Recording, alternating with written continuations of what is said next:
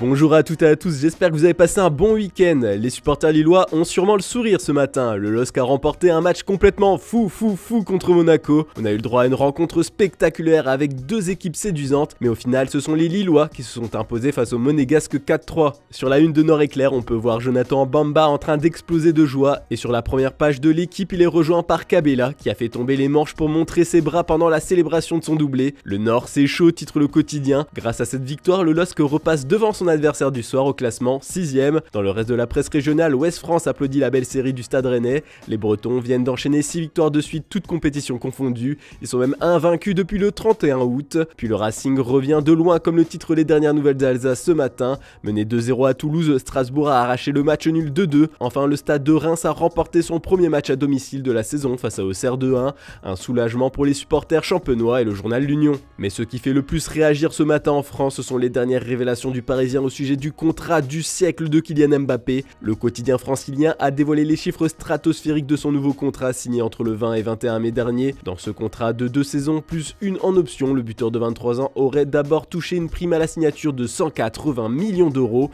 payée en 3 saisons avant de percevoir un salaire mensuel de 72 millions annuels, soit 6 millions d'euros mensuels. Au total, Kylian Mbappé pourrait donc empocher 630 millions d'euros bruts s'il reste au club de la capitale jusqu'à la fin de son engagement. Des millions qui font même tourner la tête des journalistes espagnols. AS consacre une page entière à ce sujet dans son édition du jour, et comme on peut le voir grâce à ce tableau, il s'agit du plus gros contrat signé par un footballeur, enfin par un sportif tout court. Il est loin devant des Floyd Mayweather, Patrick Mahomet et surtout Messi. Ce n'est pas tout concernant Mbappé, on apprend ce matin en lisant Marca que le Français a un plan pour virer Neymar. Il voudrait se rapprocher le plus possible de Lionel Messi pour faire en sorte que ce dernier et le Brésilien commencent à se distancer, d'abord sur le terrain puis en dehors. Marca explique que la perte de son meilleur allié dans le vestiaire pousserait Neymar à accepter de partir, une théorie un peu loufoque et à prendre avec des pincettes. On va continuer à s'intéresser à la presse espagnole. Ce matin on peut voir Antoine Griezmann faire la une de AS. Il faut dire que l'attaquant tricolore a particulièrement brillé hier soir avec l'Atlético de Madrid.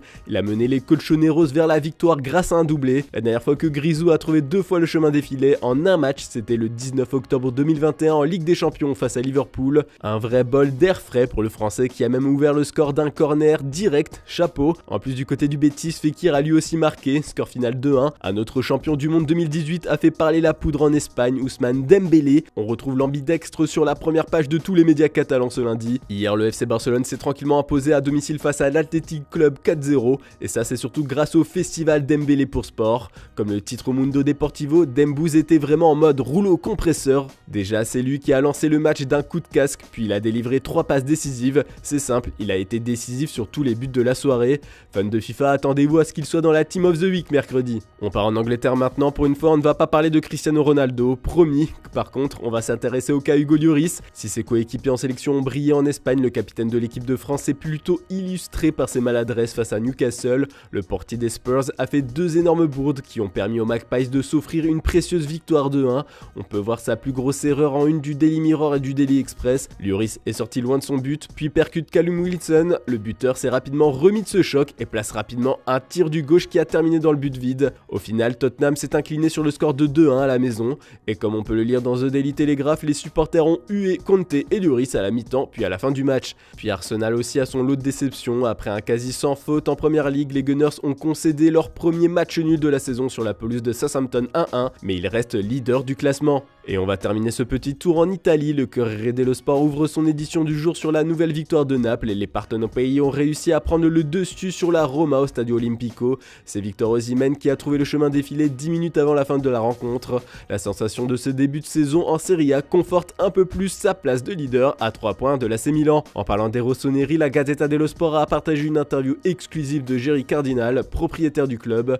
Il assure vouloir faire entrer le club dans le top 16 européen car il mise sur une meilleure reconnaissance de la marque AC Milan. Pour lui, son club est l'un des clubs les plus populaires d'Asie du Sud-Est et il possède une grande base de fans aux États-Unis, ce qui garantit des possibilités de croissance. Puis ce matin, Tuttosport a déjà les yeux tournés vers le prochain match de la Juventus en Ligue des Champions. Les Bianconeri se déplacent sur la pelouse du Benfica. Allegri compte sur Kostic pour bousculer le duo Milik-Vlahovic. Et tiens, en parlant de Milik, le Polonais a accordé un entretien à l'équipe.